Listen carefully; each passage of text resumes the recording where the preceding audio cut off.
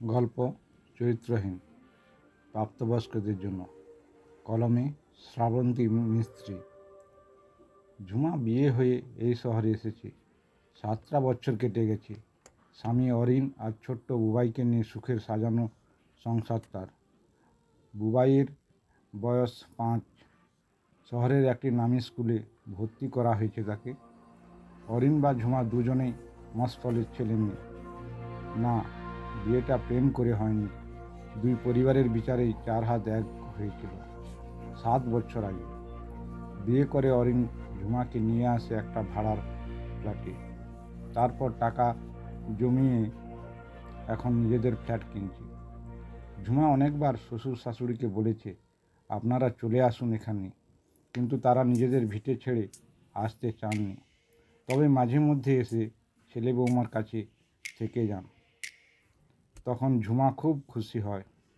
আসলে শহরে সবাই কেমন যেন প্রয়োজন ছাড়া কেউ কারো সাথে কথা বলে না। এমনকি বিপদেও কাউকে পাশে পাওয়া যায় না। তার চেয়ে ঢের ভালো তাদের মস্তল। দিগন্ত বিস্তৃত মাঠ, চারিদিকে সবুজ, পাখিদের কলতান বড় পছন্দের ঝুমার।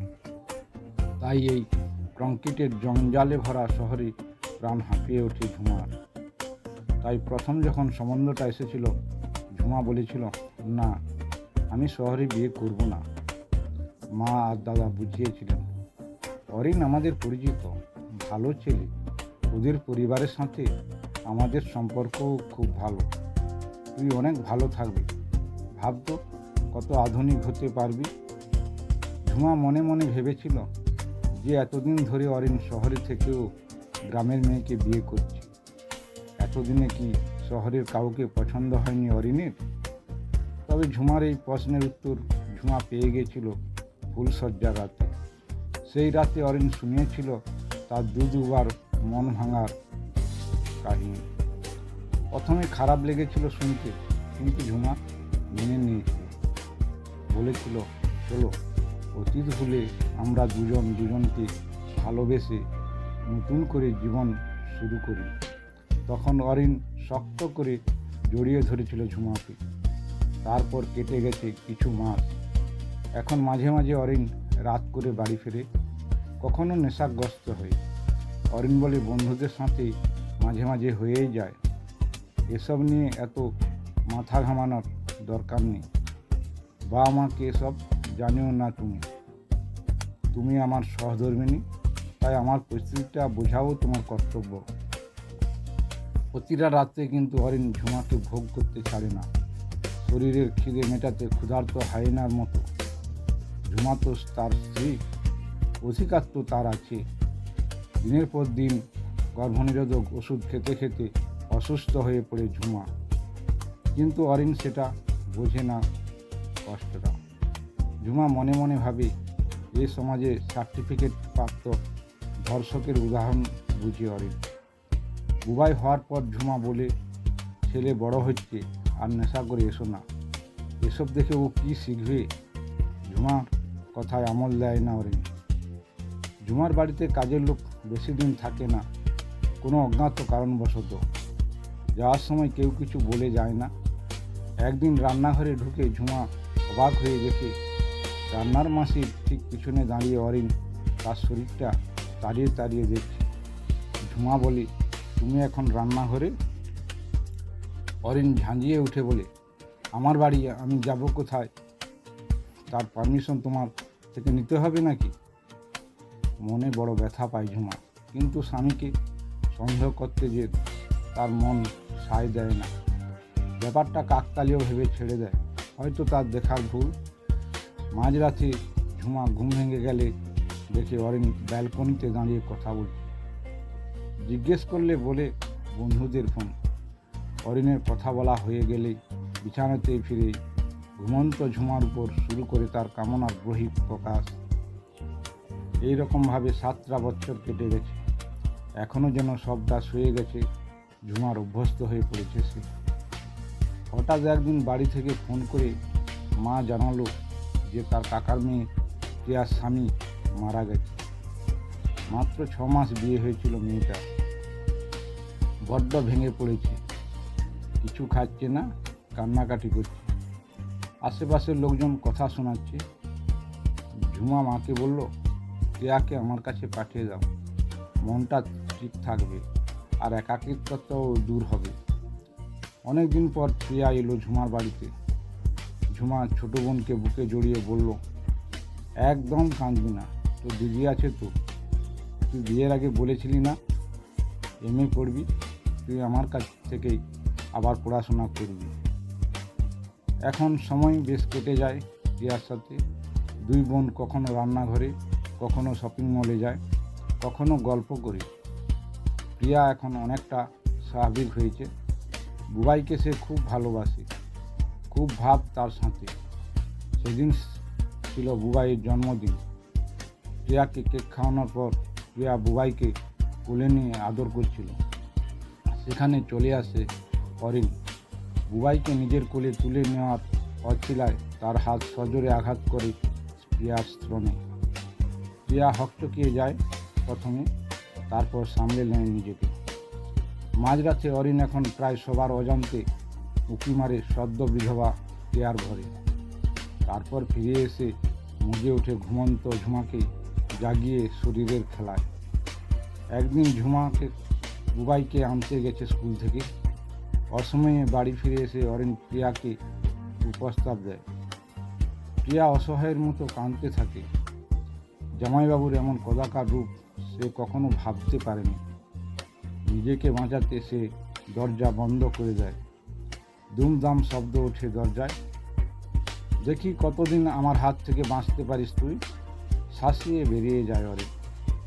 ঝুমা ফিরলে প্রিয়া বলে, আমি বাড়ি ফিরে যাব দিদি। ঝুমা বলে, এই তো কটা দিন এলি, দিদির কাছে থাকতে ভালো লাগছে না?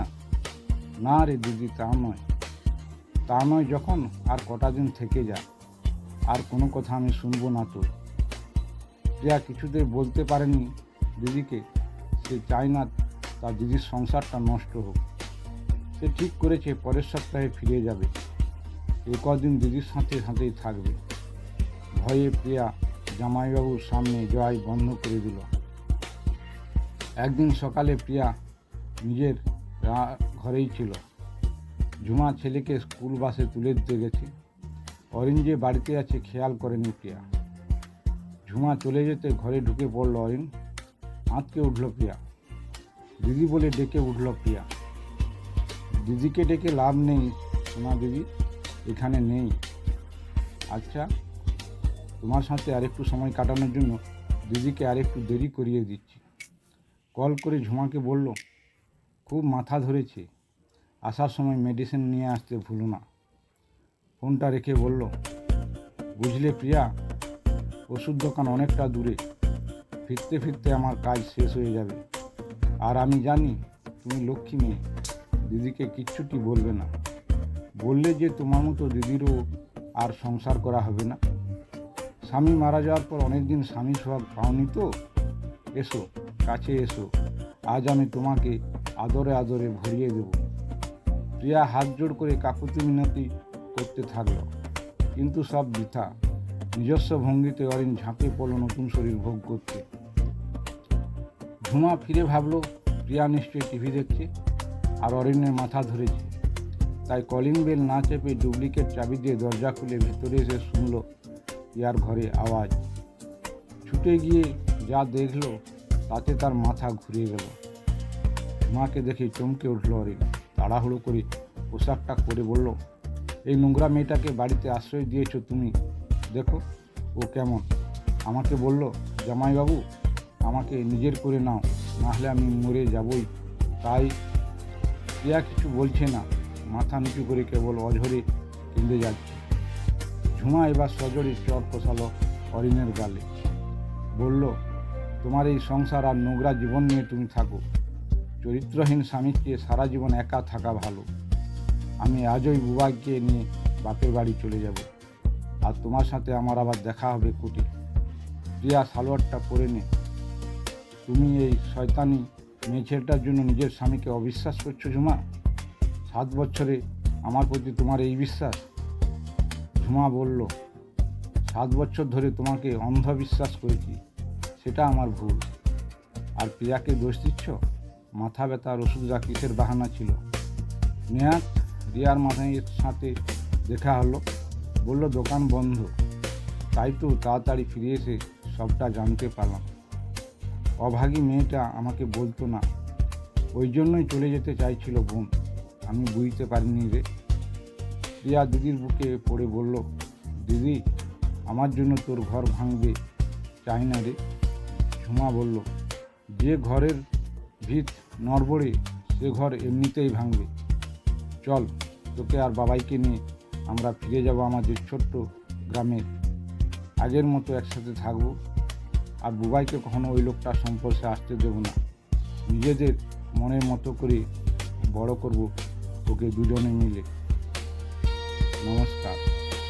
ভিডিওটি ভালো লাগলে লাইক, কমেন্ট, শেয়ার করুন। সাবস্ক্রাইব করে পাশে থাকবেন। ধন্যবাদ।